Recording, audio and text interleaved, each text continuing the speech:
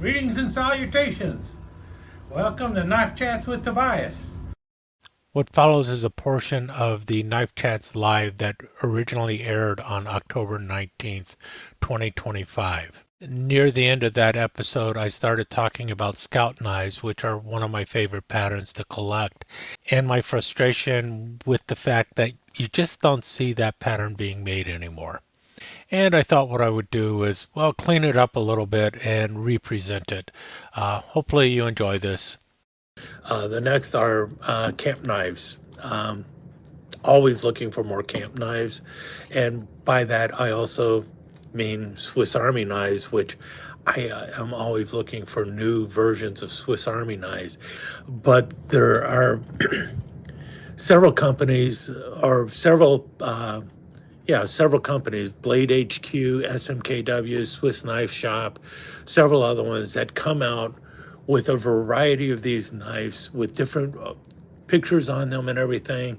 But I'm not going to buy them all, especially if all of them are made on a tinker, because I have enough tinkers already. I like them on different handle materials or different handles on different patterns of knives.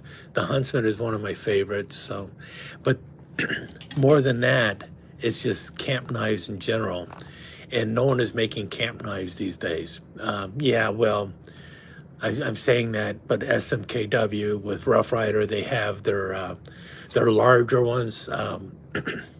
They're giant camp knives. I don't like those. I've got three of them. I'm not going to be getting any more of them. They're just not something I'm interested in. I like the ones that are 3 5/8 inch or 3 3/4 inches, whatever way you want to look at it, with the four blades. But my favorite are really the old Cub Scout knives. Nobody makes them anymore. The only one that is made now is made in China. I have every Cub Scout knife that I am aware of when it comes to tank stamp, blade edge, handle material, blah, blah, blah. If it's a Cub Scout knife, I have one. I have about 30 different Cub Scout knives, including the elusive green Cub Scout knife and also the one that a lot of people have, the Green Ducks Unlimited Cub Scout knife. But no one else is making them. So what am I supposed to do? I really like the blade options on this. This is a great little knife, 3 3/8 inches, wonderful knife. But they don't make it anymore, and I've got every one of them. So what do you do at that point? You beg Schrade, you beg Baron Son, you beg Smoky Mountain Knife Works to come out with new knives using the Cub Scout blades. Do they do it? No. So you're where you're at. And you got the four blade ones. I've got a lot of four blade Cub Scout knives. I don't have the earlier Boy Scout knives. Don't have many of the earlier Boy Scout knives from before World War II. The Remingtons, LFSNC, LFNC, Dwight Divine, Ulster knives, the Ulster Divine knives. I don't have any of those. I do need to try and find them. But I also, once again, it's got to be in good shape and it's got to be at a fair price. And you just don't find them that way too often. So I'm running out of Boy Scout knives to pick up or Scout knives to pick up because I have quite a few of them already. And there's just not that many coming out anymore. Schrade has one in their old timer line. I have one of them already. It's got a wrong shield, so I will probably buy another one of the Schrade old timer made in China. And I will also buy, I, I don't like their, that's the Uncle Henry actually. I like the Uncle Henry. The old timer one I don't like as much. I wish they would do a different handle cover on that. And they're in the thermoplastic that's supposed to be like a Delrin or something. There's just not that many of them out there right now, at least new. So I'm forced to go and look for older ones. And for the most part, when it comes to older Scout knives, the ones that I really like to pick up are the ones made by Camillus. I have quite a few of the other ones too. I'll have to show them again someday, but I have them by, I've got the various Girl Scout knives. I've got Utica. I've got, I don't have one by K-Bar. I guess I need to get one by K-Bar. Wasn't an official Boy Scout knife, but they do make a K-Bar Scout knife. I've got Western, thanks to, I think BDH sent it to me, and a few other knives out there. But it is a pattern that I am always on the look for, but also a pattern that is virtually ignored by knife companies today. Case doesn't make a Scout knife anymore. I don't think they're ever going to do it, and I also don't think Son is making a Scout knife anymore. And if they did, I would pick them up. I've got two Son Scout knives. One of them was for the Boy Scouts of America. I also have, matter of fact, I think this is Son. Yeah, this is Son. Yeah, I've got both of the Son Cub Scout knives. I got the Son Boy Scout knife.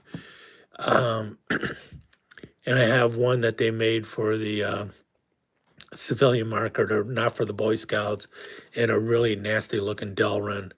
But they don't make them anymore. They stopped making them. Why don't they put one out in their new Bone Stag? Why don't they put one out in Rosewood? I would buy them. If they made them, I would buy them, because this is a pattern I like. I really do like to collect, but they don't make them.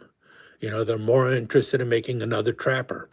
And that's the same with Case. Case does not make this pattern. I have one Case Scout knife, just one. And it is very similar to what the Rough Riders are, but it has the safety can opener.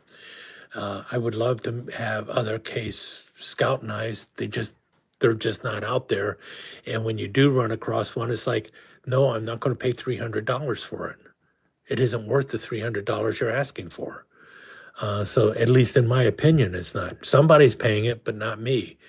And that's where I am with a lot of the collecting, and especially when it comes to new knives. They're not making new traditional pattern knives that I'm actually interested in buying. And I'm tired of settling for, knives that don't appeal to me as much as the ones that I'm really interested in. And I got a feeling a lot of people are in the same boat. It's like, could you pump out something else that I might be more interested in? They need to get some new blood out there, I guess, is what I'm thinking of. Is like, or somebody needs to start listening to the folks who are actually trying to collect knives. It's like, why don't you put this out? Why don't you put that out? And it's like, it's falling on deaf ears. It's like, we're not going to put that out because that's a risk. That's going to be too much of a risk. I don't know if anyone is going to buy that. It's like, one of the things I've mentioned on a number of occasions is right here. Do I have it here? Yeah. This knife here. This is made by Camillus back in 1993. USAF. This was never an issued knife.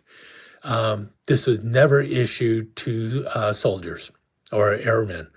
Now, did airmen end up with this knife? Sure, because it was sold in PXs, but it wasn't an actual issue knife. It was something made for the collector at the time. They had it for USAF. They made it for the United States Navy. They made one USMC. They did not make one that said Army. Air Force, Marines, Navy. The one that just says U.S., I guess, is for the Army. Why doesn't Rough Rider take that old Marbles knife? Where's the Marbles knife? Or why doesn't Marbles do this even? Doesn't matter. Either company could do it. Yeah, this is the Marbles one. They sell these things. They say it's one of the best-selling knives they make. One of the best-selling knives Marbles makes is this knife right here.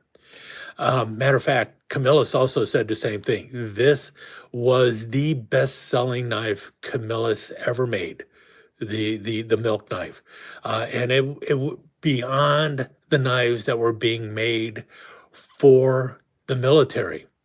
It was just an excellent seller.